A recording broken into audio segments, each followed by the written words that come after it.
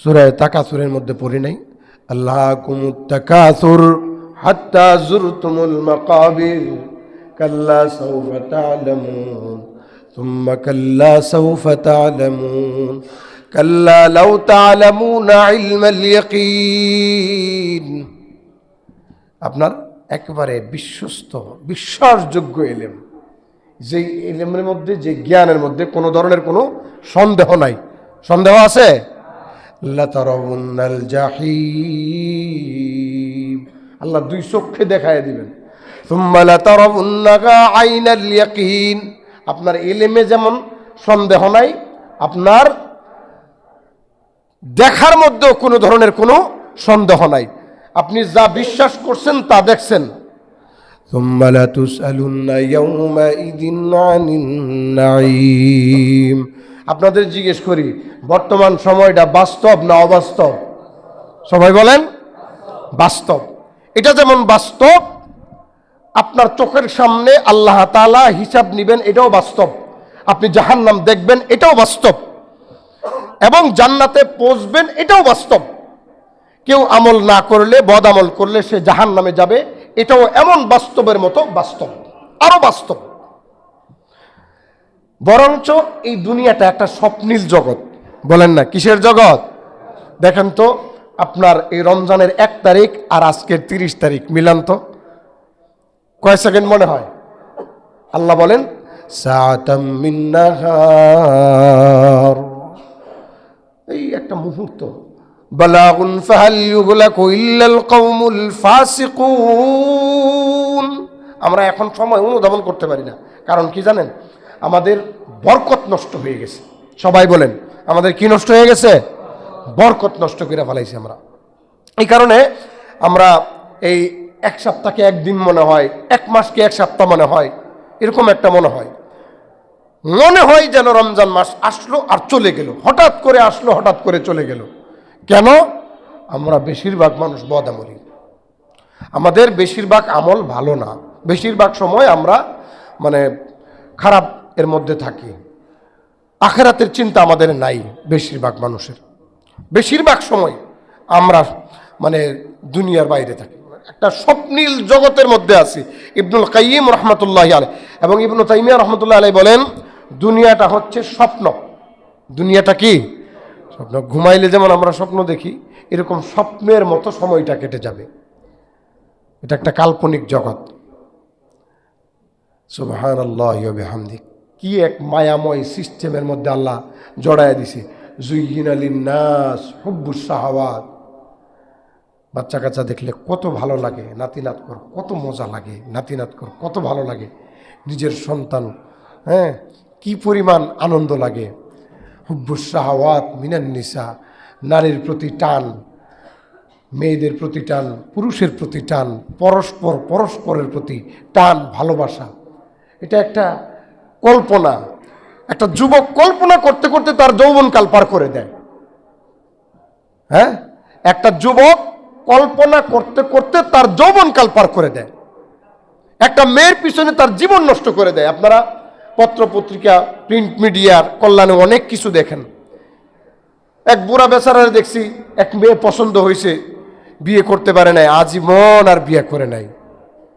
কত মানুষ আছে, একজন পছন্দ হয়েছে, বিয়ে করতে পারে নাই, পাগল হয়ে গেছে, আজও পর্যন্ত রাস্তাঘাটে ঘুরতেছে।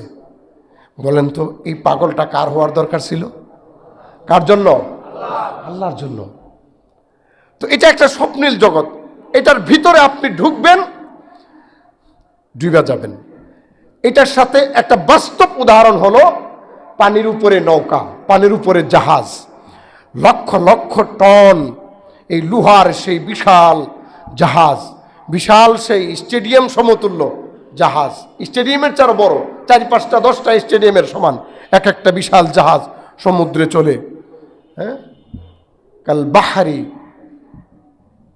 কাল আলাম, বিশাল পর্বত সমতুল্য সেই বিশাল জাহাজগুলোর কথা বলা হয়েছে। সুবহানাল্লাহি ওয়া বিহামদিহি। এই জন্য আল্লাহ রাব্বুল আলামিন আপনাকে আমাকে বলতেছেন যে তোমরা দুনিয়াতে চলো নৌকার মতো, জাহাজের মতো। পানির উপর দিয়ে যেমন জাহাজ নৌকা চেলচেলায় চলে যায়, দুনিয়াটা এরকম চেলচেলায় পার করে আইসা পড়ো। তোমার জায়গা ওইখানে না, ওইটা পায়খানা, পচা, গান্দা। ওইটারে যে ধরে, আল্লাহর নবী বলেন সে একটা কুকুর।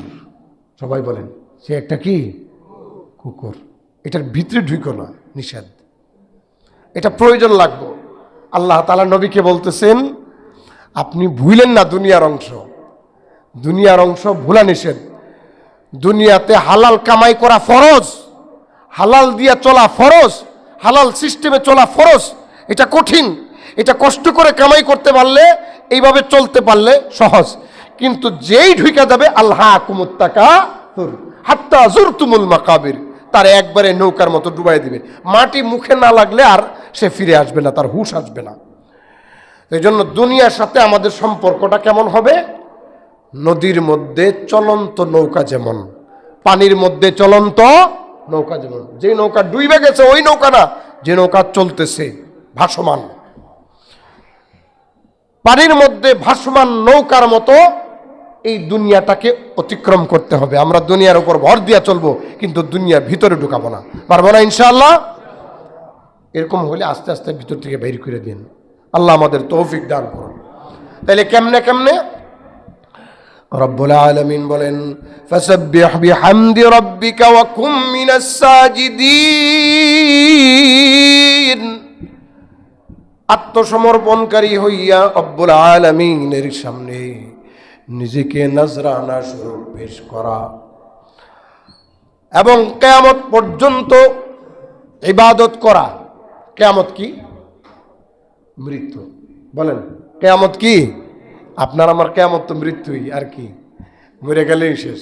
এখন আমার আপনার যে হায়াত, এই হায়াত দিয়ে আমরা বড় কিয়ামত পাবো না। আমাদের ছোট কিয়ামত প্রত্যেকের মৃত্যু। এই মৃত্যুর আগ পর্যন্ত নবীজিকে বলা হয়েছে ইবাদত করার জন্য। বাস ইবাদত করব। আল্লাহ আল্লাহ আল্লাহ। এই জন্য এই স্বপ্নিল জগৎটাকে বাস্তব জীবনের জন্য একটা প্রস্তুতির কাতারে নিয়ে নেওয়া। আল্লাহ আমাদের তৌফিক দান করুন।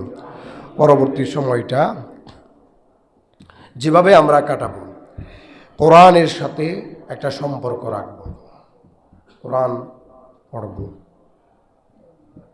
প্রত্যেক দিন পড়ার চেষ্টা করব।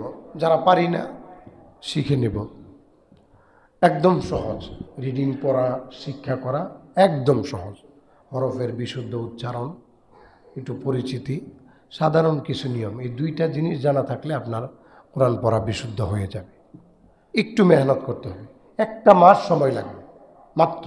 কয় মাস? 1 মাস। তারপরে যদি আপনি একটু বেশি মনে করেন যে সমস্যা, আপনি না 6 মাস লাগলো, দৈনিক আধা ঘন্টায় 20 মিনিট করে সময় দিন, দেখবেন হয়ে যাবে। আল্লাহ তাআলা এই কোরআনকে আপনাকে আমাকে নিজেকে পরিচালনা করার জন্য পাঠাইছেন। এটা একটা নূর, এটা আলো, এটা ধারণ করার জন্য একটু চেষ্টা করা। এই জন্য রব্বুল আলামিন বলেন ইন্নাল্লাযীনা ইয়াতলুনা কিতাবাল্লাহ ওয়া আকামুস সালাতা ওয়া আনফাকু মিম্মা রাযাকনাহুম সিররান ওয়া আলানিয়াতান ইয়ারজুন তিজারাতান লান তাবুর। এটা এমন ব্যবসা যেই ব্যবসায় লস নাই। দুনিয়ার ব্যবসার মধ্যে লস আছে না নাই? কিন্তু কোরআন তেলাওয়াতের ব্যবসায় কোনো লস নাই। আপনি তেলাওয়াত করবেন, আপনার বাণিজ্য হবে, লাভ হবে। তেলাওয়াত করবেন, পড়বেন, আপনার আখিরাতের পাথেয় সংগ্রহ হবে। আপনার হাতে আলো আসবে। আপনি কিভাবে চলবেন, কিভাবে আল্লাহর সাথে জুড়ে যাবেন, আল্লাহর সামনে নিজেকে নত করবেন, সিস্টেম পেয়ে যাবেন। এবং আল্লাহ তাআলা আপনাকে এর বিনিময়ে উত্তম প্রতিদান দিবেন। রমজান মাসে নফল ইবাদতের যে একটা অভ্যাস হয়েছে, এই অভ্যাসটা ধরে রাখা। বলেন না, এই অভ্যাসটা কি করা? ধরে রাখা। নফল অভ্যাসটা ধরে রাখা। ফরজ নামাজের যে একটা ধারাবাহিকতা আসছে, ধরে রাখা, বাদ না দেওয়া। কারণ আল্লাহ রাব্বুল আলামিন সার্বক্ষণিক যে আমলগুলো চলমান, এই আমল তিনি পছন্দ করেন। রাসূলুল্লাহ সাল্লাল্লাহু আলাইহি ওয়াসাল্লাম বলেন আহাব্বুল আমালি ইলাল্লাহি আদওয়ামুহা ওয়া ইন ক্বাল্লা, যে আমল কম হয় কিন্তু সর্বদা হয়, যে আমল কম হয় কিন্তু সদা সর্বদা হয়, ওই আমলটাকে আল্লাহ তাআলা বড় পছন্দ করেন। কম আমল, বেশি না। দৈনিক 2 রাকাত নামাজ পড়েন, নফল নামাজ, নামাজের পরে 5 মিনিট সিজদায় যায় কান্নাকাটি করেন, বাস, এটা আল্লাহর কাছে অনেক পছন্দনীয় একটা আমল। ধরে নিছেন, যে কোনো মূল্যে আপনি এটা আদায় করবেনই। একটা আমল আপনি ধরে নেন, একটা সিস্টেম সিলেক্ট করে নেন, ইনশাআল্লাহ দেখবেন এটাই আপনার জন্য সফলতা। একটা আমল যদি আপনি সিলেক্ট করে নেন, একটা আমল যদি আপনি ধরে নেন মনের দিক থেকে, যে আমি প্রত্যেক দিন 5 টাকা দান করব, এটাই ধরে নিয়েছেন, কোনো দিন মিস নাই, আর প্রতিদিন 2 রাকাত নামাজ পড়ছেন, প্রতিদিন একটা মানুষকে উপকার করছেন, নিয়ত করছেন যে কোনো একটা ভালো কাজ আমি করবই, যে কোনো একটা ভালো কাজ, এরকম মন মানসিকতা স্থির করে নেন, দেখবেন আল্লাহ তাআলার মাহবুবে পরিণত হবে ইনশাআল্লাহ, আল্লাহর প্রিয় বান্দা হিসেবে পরিণত হবেন। আল্লাহ রাব্বুল আলামিন আপনাকে আমাকে যথেষ্ট পরিমাণ সুযোগ দিয়েছেন, যথেষ্ট পরিমাণ, এই উম্মতকে যথেষ্ট পরিমাণ মর্যাদা সম্পন্ন করেছে। এই জন্য রব্বুল আলামিনের মূল্যায়নকে মর্যাদা দেওয়া। অনেক সময় হয় কি, ওই গ্রামের মুরব্বীরা অনেক সময় কয়, বাড়ির গরু কি এর ঘাস খায় না, জানো, গাড়ার ঘাস খায় না, বাড়ির গরু গাড়ার ঘাস খায় না। তা আল্লাহ আমগরে বেশি মর্যাদা দিছে, তো মানে ভাল লাগে না আর কি, সম্মানটা আল্লাহ খুব বেশি দিছে, এই কারণে অনেক সময় মনে হয় যে মর্যাদা মূল্যায়ন করতে বেশি একটা ভাল লাগে না, মনে হয় কথাগুলো যেন হুজুরের, মনে হয় কথাগুলো যেন আমগো মুরব্বীর, মনে হয় কথাগুলো যেন আমগো এলাকার এই দায়িত্বশীলের। মূলত কথাগুলো সকলের জন্য, মূলত ইবাদত সকলের জন্য, আল্লাহর প্রিয় হওয়ার দায়িত্ব সকলের। নাকি আমি হুজুরই খালি আল্লাহর প্রিয় হবো, আপনারা কেউ হবেন না, বিষয়টা এমন? আমি খাইলে আপনাদের পেট ভরবে না আপনারা খাইলে আমার পেট ভরবে? তাহলে চাষা আপনা যান বাসা, এমন একটা সিস্টেম করবেন যাতে করে সব সময় একটা ভালো কাজ আপনার দ্বারা হইতেই থাকে। এটাই রমজানের শিক্ষা। এই কাজটা আমরা জারি রাখবো ইনশাআল্লাহ।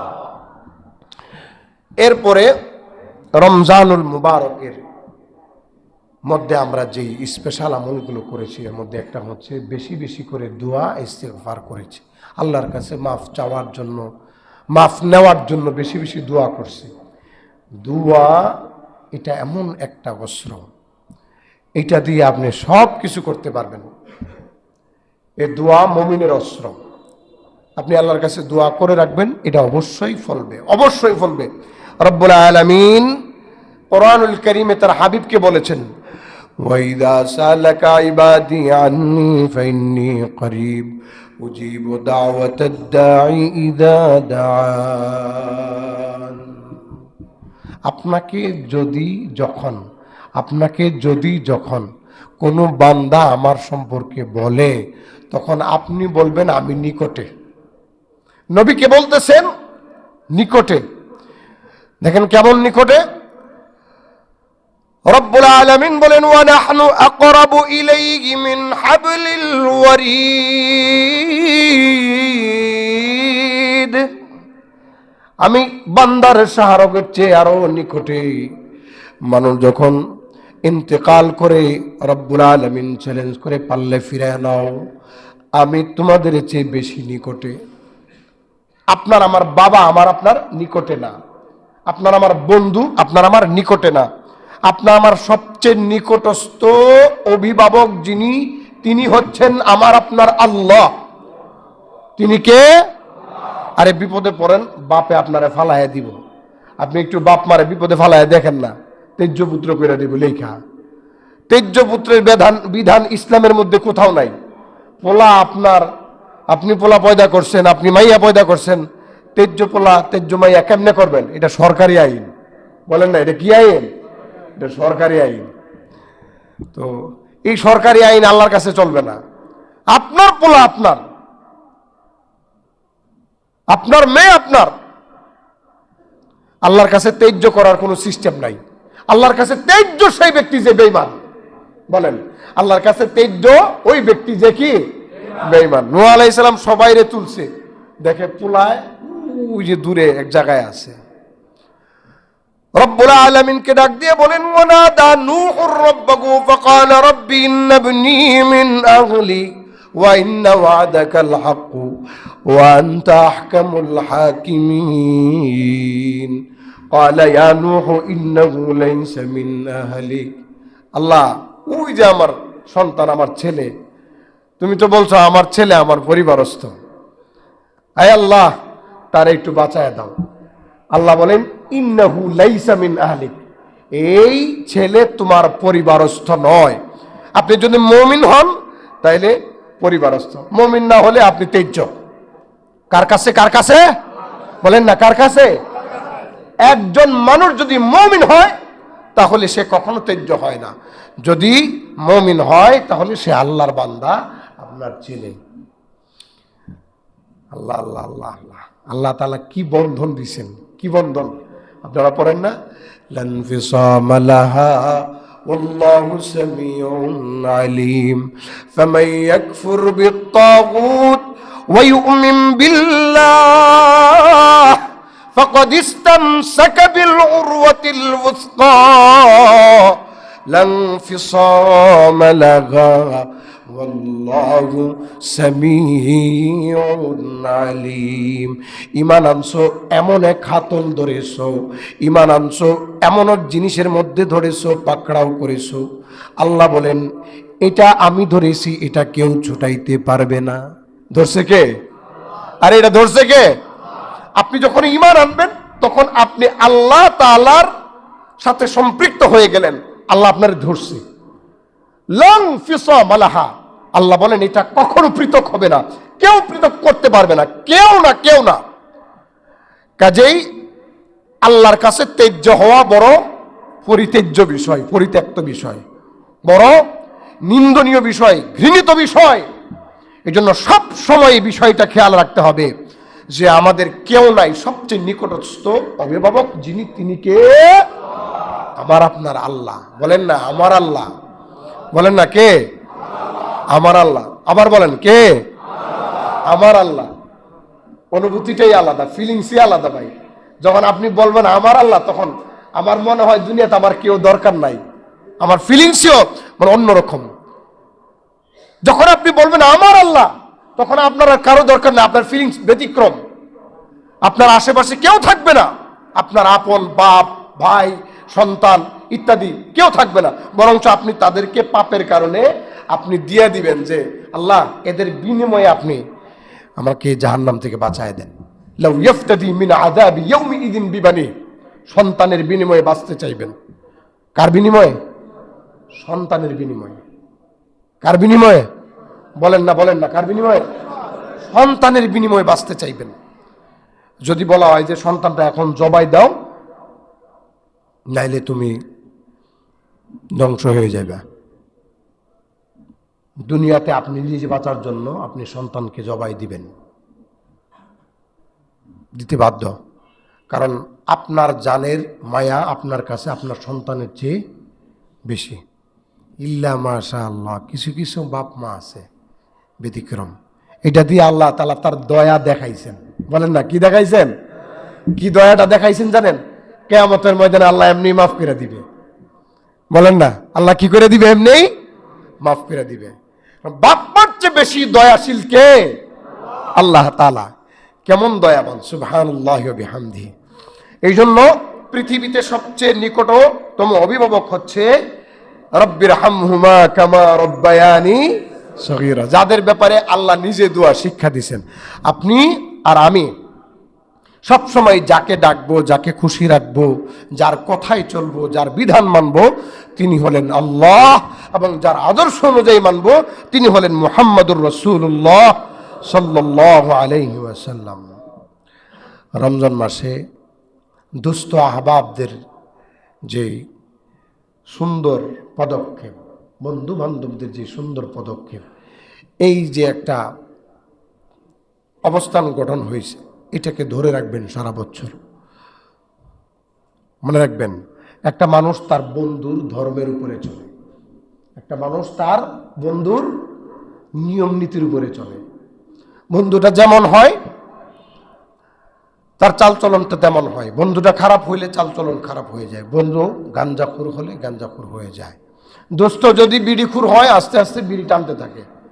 দোস্ত নেশাখুর হলে আস্তে আস্তে নেশাখুর হয়ে যায়, নষ্ট হয়ে যায়, ভ্রষ্ট হয়ে যায়। এই জন্য খারাপ মানুষগুলোকে দূরে রাখবেন। খারাপ যেই বিষয়গুলো রমজানের কারণে দূরে সরাইছেন ওই বিষয়গুলো আস্তে আস্তে দূরে রাখবেন। যত ধরনের যত পাপাচার আছে, পাপাচার থেকে দূরে থাকার জন্য যেই চেষ্টা, যেই সংগ্রাম রমজানের রোজার কারণে করেছেন, সেই চেষ্টাটা অব্যাহত থাকতে হবে।